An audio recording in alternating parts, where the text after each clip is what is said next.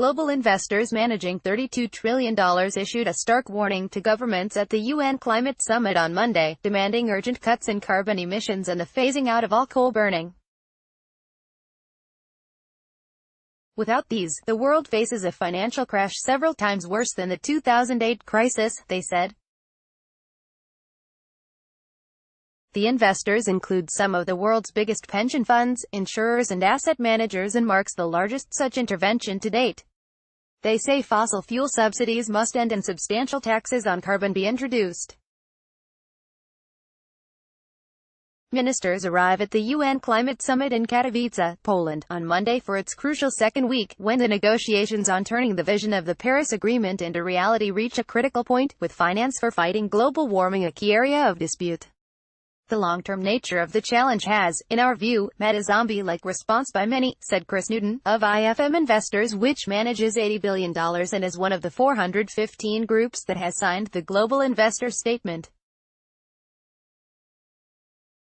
This is a recipe for disaster, as the impacts of climate change can be sudden, severe and catastrophic. Investment firm Schroders said there could be $23 trillion of global economic losses a year in the long term without rapid action.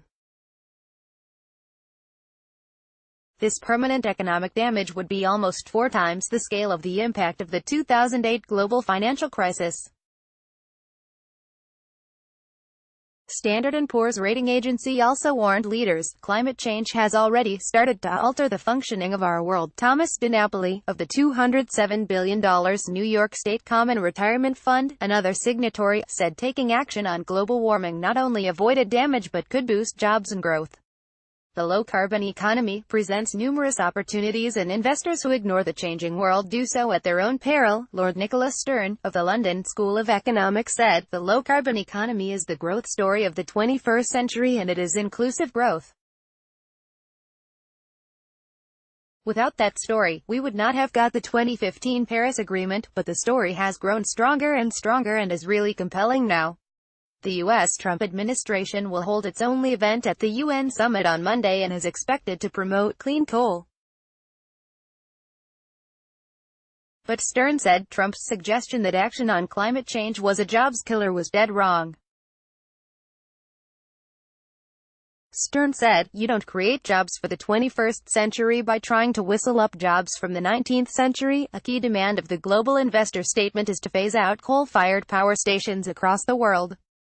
Peter Damgaard Jensen, the CEO of Danish pension fund PKA, said, investors, including PKA, are moving out of coal in their droves given its devastating effects on the climate and public health, compounded by its poor financial performance. Continuation of civilization is in your hands, Attenborough tells world leaders. Video: dozens of nations will affirm their commitment to end their coal burning on Thursday. However, the UN summit has seen U.S., Chinese and Japanese financial institutions cited as leaders in providing nearly $500 billion in backing for new coal plants since the Paris Agreement was signed. Another investor demand on governments is to introduce economically meaningful taxes on carbon. Most are below $10 per ton, but needed to rise to up to $100 in the next decade or two, the investors said. The French President Emmanuel Macron's botched attempt to increase fuel taxes and the Gilets Jaunes protests that followed were a model of how not to do it, said observers in Poland.